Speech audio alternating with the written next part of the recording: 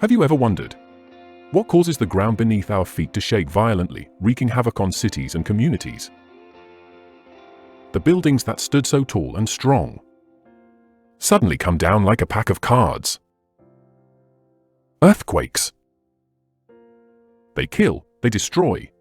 This knowledge will save millions of lives.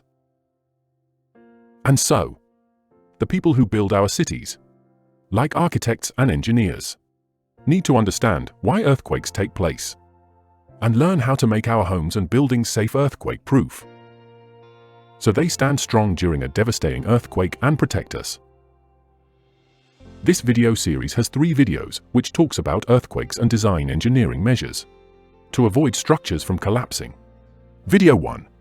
How earthquakes are formed and why architects and engineers need to have this knowledge. Video 2. How architects and engineers can design buildings to prevent them from collapsing during earthquakes. Video 3.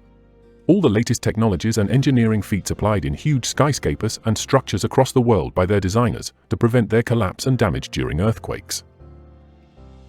A long time ago, a large collection of material masses coalesced, came together, united to form the Earth. Large amount of heat was generated by this fusion. And slowly as the Earth cooled down, the heavier and denser materials sank to the center and the lighter ones rose to the top. This formed 4 layers for our Earth. The innermost layers is called the inner core, having a radius of approximately 1290 kilometers. The second layer, the outer core, approximate thickness 2,200 kilometers. And the third, the mantle, approximate thickness of 2,900 kilometers. And the outermost on which we stand, the crust, with an approximate thickness of 5 to 40 kilometers. As architects and engineers, we work on this crust layer as our foundations go into this layer. Just to understand how little of the crust we actually access, some fun facts.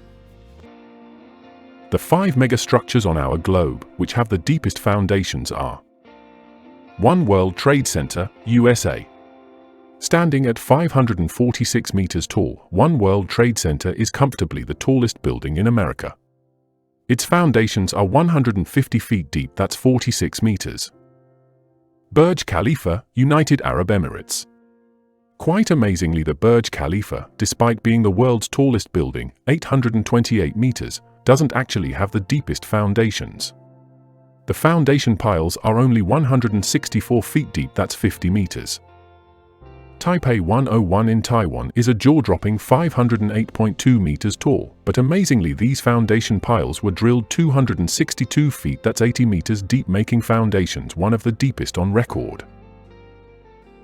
Shanghai Tower, China. This megastructure is 632 meters tall, making it the 3rd tallest building in the world. The area around Shanghai is infamous for its large and unpredictable earthquakes, and structures must all be able to cope with a large earthquake event. The foundation reinforced concrete piles were driven 282 feet deep. That's 86 meters. Petronas Towers, Malaysia. The towers are a mind-blowing 451.9 meters tall and were officially the world's deepest foundations. 104 concrete piles at 400 feet deep, that's 122 meters. So technically, our architects and engineers are touching a very small depth of the crust, which is actually 40,000 meters deep. So then logically you may feel, then what's the problem? Why do they worry so much about earthquakes? Let me explain why. But to understand that, you first need to understand why our Earth shakes. As I said earlier, it has 4 layers. The inner core is solid and consists of heavy metals, example nickel and iron. The outer core is liquid in form. The mantle has the ability to flow, and finally the crust consists of light materials, example basalts and granites. Now, imagine the Earth like a big pot of soup simmering on a stove. Deep inside the Earth, there's a layer called the mantle, and it's not solid like the crust we walk on. It's more like a thick, gooey substance. Now, just like when you heat up soup on the stove, the Earth's mantle gets heated up too. This happens because of all the heat coming from the Earth's core and from radioactive stuff inside the rocks. When the mantle gets heated, some parts of it start to rise up towards the surface, like bubbles in the soup. And as they rise, they cool down and eventually sink back down again. This creates a kind of circular motion, with hot stuff going up and cooler stuff going down. This constant movement of hot and cold material inside the Earth is what we call convection currents. And because these currents are happening all over the Earth, different parts of the Earth's surface move in different ways. The convective flows of mantle material cause the crust and some portion of the mantle to slide on the hot molten outer core. Now you must have heard the word tectonic plates, yes? This sliding of Earth's crust and mantle takes place in pieces called tectonic plates. While tectonic activity is the primary cause of earthquakes, other factors such as volcanic eruptions, landslides, and even human activities like mining and drilling can trigger seismic events. Okay, simple for you. The surface of the Earth consists of 7 major tectonic plates and many smaller ones. These plates move in different directions and at different speeds from those of their neighboring ones.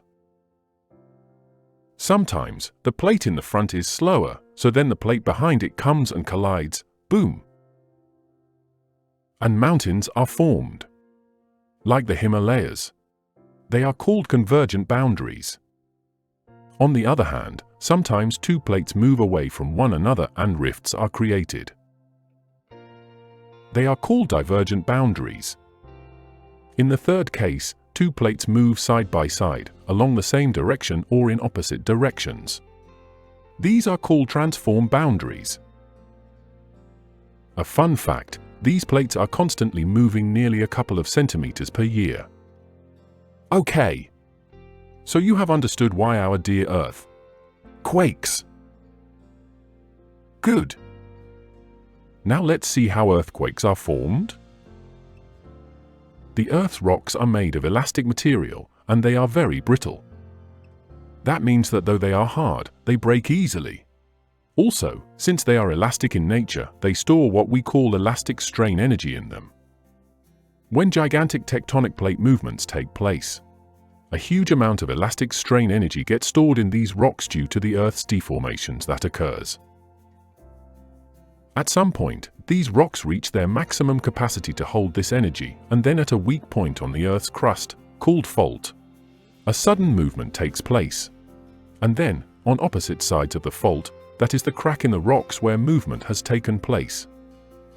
Suddenly a slip happens, and this releases the large elastic strain energy stored in the interface rocks. It just cracks.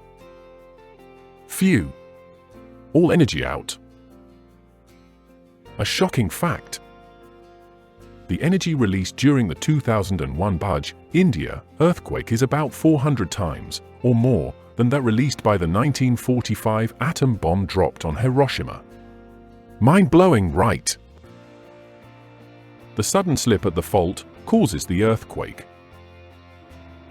A violent shaking of the Earth.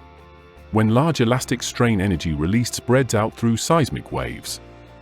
These travel through the Earth's body and along the surface of the Earth. Next, what are the types of earthquakes and faults? Most earthquakes in the world occur along the boundaries of the tectonic plates and are called interplate earthquakes. Example: 1897 earthquake in Assam in India. A number of earthquakes also occur within the plate itself, away from the plate boundaries. Example: the earthquake in 1993 in Latur, India. These are called intraplate earthquakes. In both these types of earthquakes, the slip generated at the fault during earthquakes is along both vertical and horizontal directions called dip slip, and lateral directions called strike slip, with one of them dominating sometimes. Okay. Now let's understand why the ground starts shaking. This large elastic strain energy that is released travels on the Earth and below it in the form of waves. These are called seismic waves. There are of two types of seismic waves: surface waves and body waves. Surface waves are restricted to the Earth's surface, while the body waves travel deep inside the Earth. Surface waves are of two types: love waves and Rayleigh waves. Body waves are also of two types: primary waves or P waves, and secondary waves or S waves. Now these waves are all horizontal in direction of their transmission, but their movements are slightly different. P waves cause a push and pull while moving. S waves oscillate, so have a up-down and side-to-side movement. Long waves are similar to S waves but have no up-down movement, only just side-to-side, and Rayleigh waves oscillate in an elliptic way in vertical direction. Now P waves are fastest, followed by S, then love waves, and finally Rayleigh waves. Also, S waves can't travel through liquids. For architects and engineers, you need to remember that S waves, in association with effects of love waves, cause maximum damage to structures by their racking motion on the surface in both vertical and horizontal directions.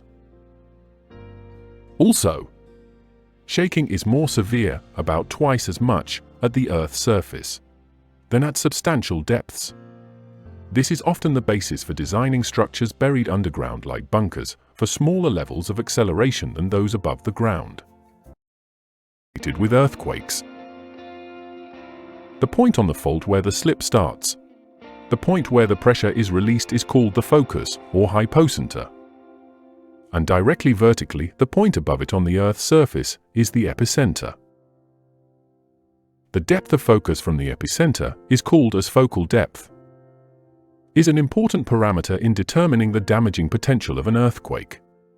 Remember, most of the damaging earthquakes have shallow focus with focal depths less than about 70 kilometers. Distance from epicenter to any point of interest is called epicentral distance. A number of smaller size earthquakes take place before and after a big earthquake. They are called the mini shocks. Those occurring before the big one are called foreshocks, and the ones after are called aftershocks. The instrument that measures earthquake shaking is called a seismograph. Magnitude is a quantitative measure of the actual size of the earthquake. Commonly used magnitude scale is called the Richter scale. So if the magnitude on Richter scale is 8 and higher, it's called a great earthquake. Globally, on an average, we see one great earthquake per year. Major is between 7 to 7.9, about 18 per year. Strong is between 6 to 6.9, about 120 per year. Moderate is between 5 to 5.9, about 800 per year. Light is between 4 to 4.9, we see about 6,200 estimated. Minor is between 3 to 3.9, we see about 49,000 estimated. Very minor is less than 3.0 m, approx 1,000 per day. Intensity is a qualitative measure of the actual shaking at a location during an earthquake. Intensity is an indicator of the severity of shaking generated at a given location and is assigned as Roman capital numerals. So it is important to note for architects and engineers, even if the magnitude of earthquake recorded in a particular zone is, say, M7.0, the earthquake would cause different shaking intensities at different locations. And the damage induced in buildings at these locations is different. Thus, structures need to be designed to resist particular levels of intensity of shaking, and not so much the magnitude. Earthquakes can vary in intensity, from minor tremors that go unnoticed to catastrophic events that cause widespread destruction. For that Indian subcontinent, India lies at the northwestern end of the Indo-Australian plate, which encompasses India, Australia, a major portion of the Indian Ocean, and other smaller countries. This plate is colliding against the huge Eurasian plate and going under the Eurasian plate. The Indian seismic zone map, made in 1970, and now it's revised in 2002, is taken for reference by architects and engineers while designing earthquake-resistant structures in India. It now has the whole Indian subcontinent divided into 4 seismic zones: 2, 3, 4, and 5. The area under Zone 1 have been merged with 2 now. The National Seismic Zone Map presents a large-scale view of the seismic zones in the country.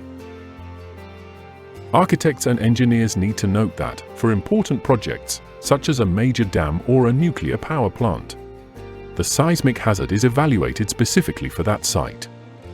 Also, for the purposes of urban planning, metropolitan areas are microzoned to take care of local variations in soil type and geology.